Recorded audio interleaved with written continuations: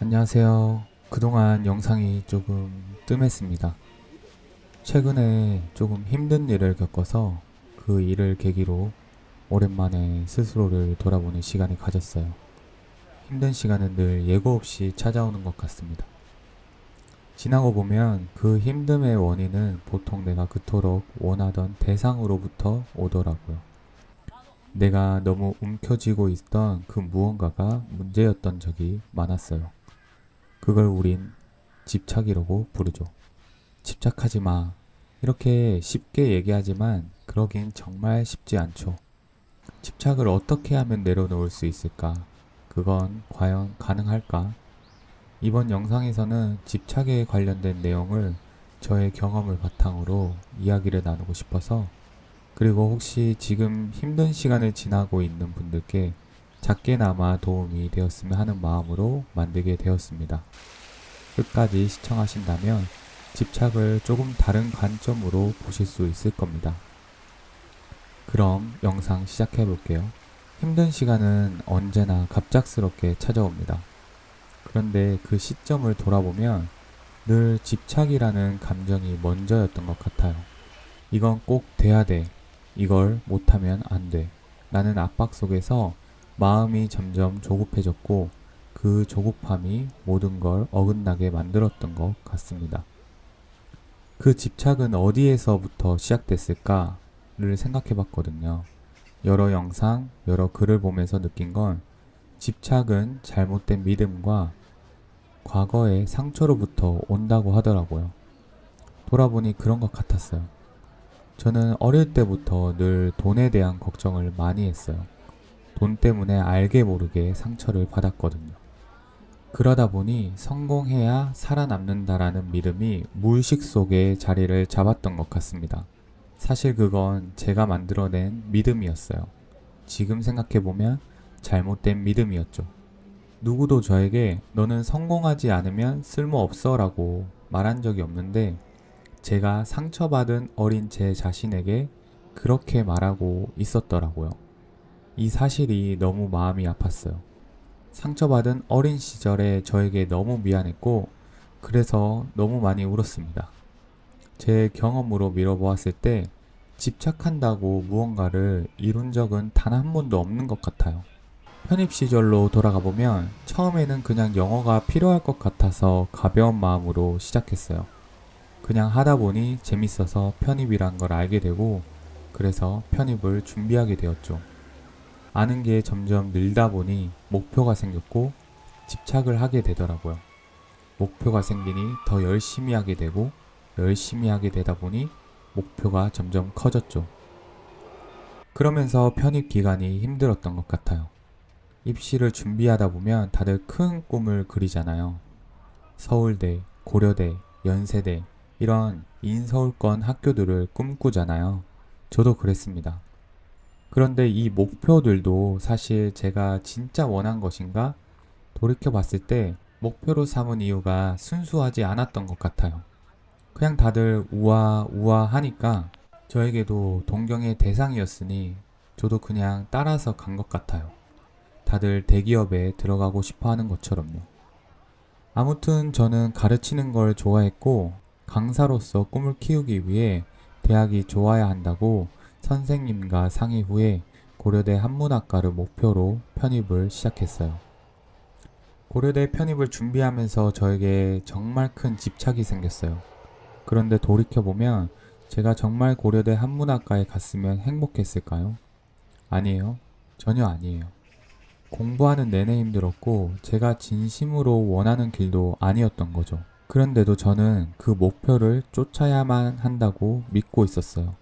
성공해야 한다, 꼭 이뤄야 한다라는 압박 속에서 저는 점점 지쳐갔고 하루하루가 너무 힘들었습니다. 특히 한자 자격증을 준비하면서 정말 많은 걸 느꼈어요. 고려대 한문학과 편입을 목표로 삼으면서 영어보다 한자 공부가 삶의 중심이 됐습니다.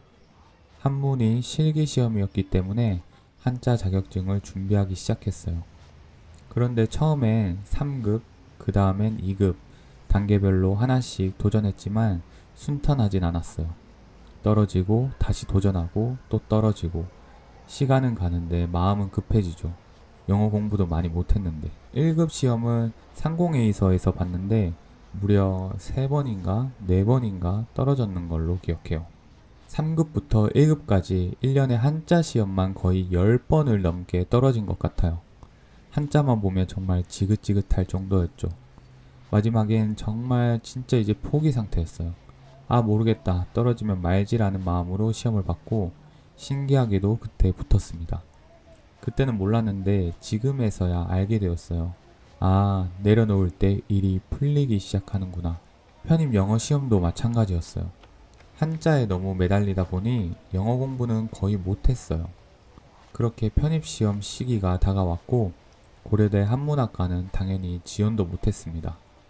난 그냥 넣을 수 있는데 넣고 안 되면 말지라는 마음으로 시험을 봤어요. 그리고 운 좋게 한 곳에 붙게 되었습니다. 그 과정이 너무 고됐고 5년이라는 시간이 지옥 같았어요. 하지만 돌아보면 내려놓을 때 오히려 길이 열렸던 것 같아요. 제가 축구를 가르칠 때 축구대회 전국 우승, 그리고 연애, 결혼, 출산, 이 모든 것들의 공통점은 제가 집착하지 않은 대상이었어요. 그러니 어느 순간 그 과정을 순탄하게 밟고 왔습니다. 그 모든 집착의 뿌리는 결국 나는 성공해야 사랑받을 수 있다라는 잘못된 믿음에서 비롯된 거였어요. 그 믿음은 상처받은 어린 나에게서 온 거였죠. 그래서 너무 미안했어요. 사실 아무것도 이루지 않아도 저는 그냥 있는 그대로 사랑을 받아도 되는 존재였는데 그걸 이제야 알게 되었습니다. 그걸 내려놓고 나니까 이상하게 마음이 편해졌습니다. 이제는 잘 되든 안 되든 괜찮아. 하고 싶은 걸 재미있게 하다 보면 그게 나중에 좋은 결과로 이어질 수도 있겠다라는 경험적 믿음이라고 해야 될까요? 그렇게 믿고 한번 살아가 보려고요. 열심히 안 하겠다라는 의미가 아니라 그냥 달성하기 위해서가 아니라 과정을 즐기고 해보고 안 되면 어쩔 수 없지. 이렇게 가벼운 마음으로 해보려고 합니다. 그래서 해보고 싶었던 걸 재밌게 하려고요. 유튜브 영상을 만들 때도 너무 힘이 들어가니까 오히려 잘 안 되더라고요. 진인사 대천명, 의미가 멋있고 입에 달고 살았는데 이제야 진짜 그 진정한 뜻을 알게 되었고 과정에 최선을 다하고 결과는 진짜 하늘에 맡겨보려고 합니다. 혹시 지금 무언가 집착하고 계신가요? 그 집착이 나를 더 힘들게 하고 있진 않나요? 그렇다면 한번 돌아보세요. 나는 왜 그걸 이토록 간절히 원하는가? 저는 돈, 성공이었는데 사람들마다 다 다릅니다. 외모가 될 수 있고, 건강이 될 수 있고, 관계가 될 수 있고, 결혼이 될 수 있고, 그 질문의 끝에는 어린 시절의 상처나 잘못된 믿음이 숨어 있을 수도 있습니다. 그리고 그 상처를 치유할 수 있는 것은 외부의 조건들이 아니라 나 자신에 대한 사랑일지도 몰라요. 그 상처를 발견하고 그 아이를 사랑해 주세요. 그러면 어느 순간 집착이 사라지고 제 이야기처럼 오히려 일이 술술 풀리기 시작할 수도 있어요. 지금 제가 겪고 있는 일도 술술 잘 풀릴 거라 생각합니다. 5년이라는 시간이 지옥처럼 느껴졌지만 돌아보면 그 시간들이 있었기에 지금의 제가 있는 것 같아요. 지금은 그냥 재밌게 해보려고 합니다. 목표를 이루기 위해 애쓰기보다는 지금 이 순간을 즐기자. 이렇게 마음을 먹어도 힘든 일이 분명 찾아올 거예요. 그런데 저는 이건 살아가면서 피할 수 없는 숙명이라 생각해요. 그때도 똑같이 힘들어하고 다시 일어서면 됩니다. 열심히 하되 결과는 내가 정하는 게 아니잖아요. 집착을 내려놓고 조금은 가볍게 살아가 봅시다. 그러다 보면 정말 다 잘 될 거예요.